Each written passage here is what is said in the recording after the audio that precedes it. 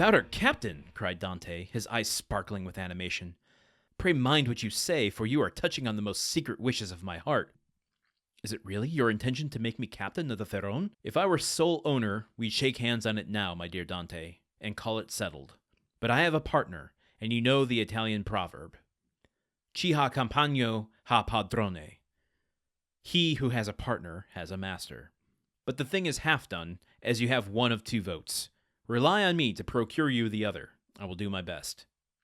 Ah, Monsieur Morrel, exclaimed the young seaman, with tears in his eyes, and grasping the owner's hand. Monsieur Morrel, I thank you in the name of my father and of Mercédès. That's all right, Edmond. There's a providence that watches over the deserving. Go to your father, go and see Mercédès, and afterwards come to me. Shall I row you ashore? No, thank you. I shall remain and look over the accounts with Danglars. Have you been satisfied with him this voyage? That is according to the sense you attach to the question, sir. Do you mean, is he a good comrade? No, for I fear he never liked me since the day I was silly enough, after a little quarrel we had, to propose to him to stop for 10 minutes at the island of Monte Cristo to settle the dispute. A proposition which I was wrong to suggest, and he quite right to refuse. If you mean as a responsible agent when you ask me the question, I believe there is nothing to say against him, and that you will be content with the way in which he has performed his duty. Okay, Dante could be a politician with his dodging of the question there at the end, stating his opinion. I don't know, is this honorable? Yeah, no, Danglars, totally just he's a worker on this boat who has done a job that was given to him. And, yeah, if my employers like him and hire him, yeah, then by God, he's a fine worker, I tell you. On the other hand, though, that last passage of him talking about Danglars, where was it, the line in particular? I believe there is nothing to say against him, and that you will be content with the way in which he has performed his duty.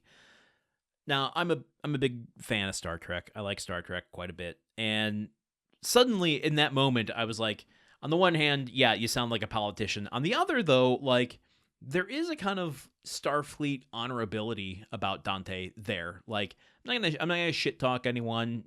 I believe everyone lives and dies by their own by their own actions and morals. So, like, what position would Dante have? Could you, okay, at this point in this story, could you picture Dante becoming the captain of one of Starfleet's ships? Like, Captain Dante of the USS Pharaon. I don't know, he's young. Would it be like, it would be a little bit like Wesley Crusher getting made a captain at such a young age. He's totally good at his job, but yeah, does he have the experience of the worldly experience? He's got the ship experience. We've seen that.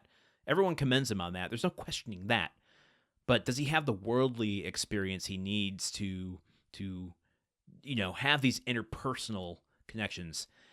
Yeah, Morrel talked about his leadership early on, but I think there's something required, a little bit more required of a captain than just being able to do the technical duties of a ship.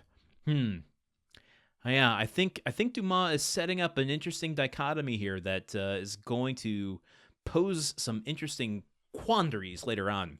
I am cashing in on all these $5 words right now.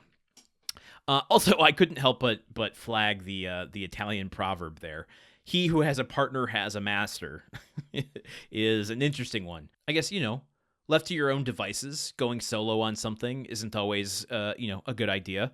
This is my first solo podcast project, and as we're nearing the 2-week mark and still in the first chapter, I'm seeing the benefit of having a partner to maybe say, yeah, is that such a good idea?